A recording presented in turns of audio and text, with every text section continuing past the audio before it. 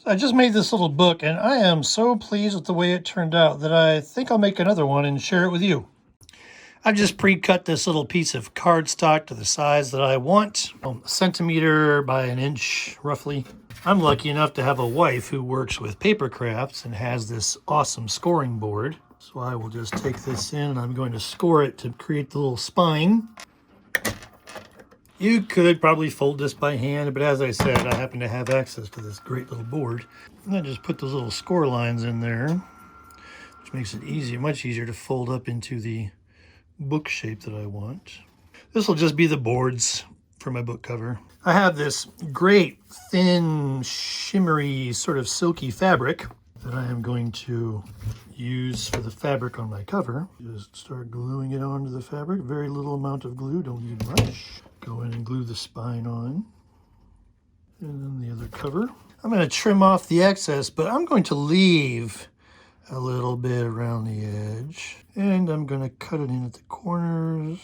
I will cut it at those creases, those folds. And I'm going to go in and carefully glue and wrap in all of those edge pieces. A small little string of glue does the job.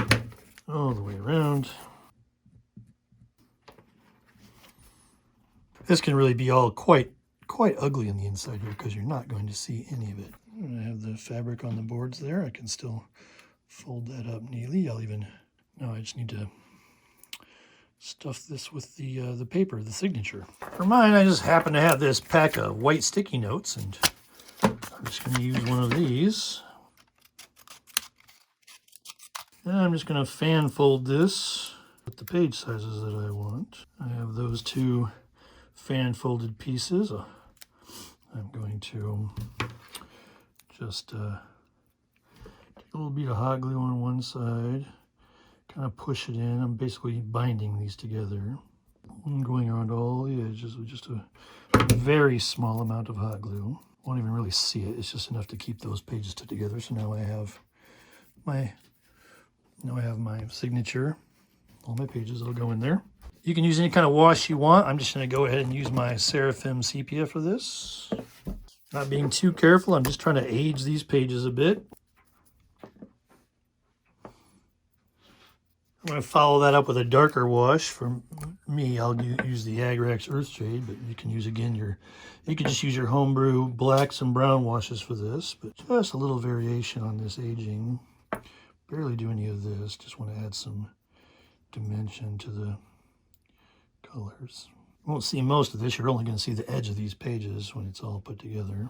All right, now I just need to glue these into the cover like so. A little bit of hot glue all the way on the inside of this. Stick that in there like so.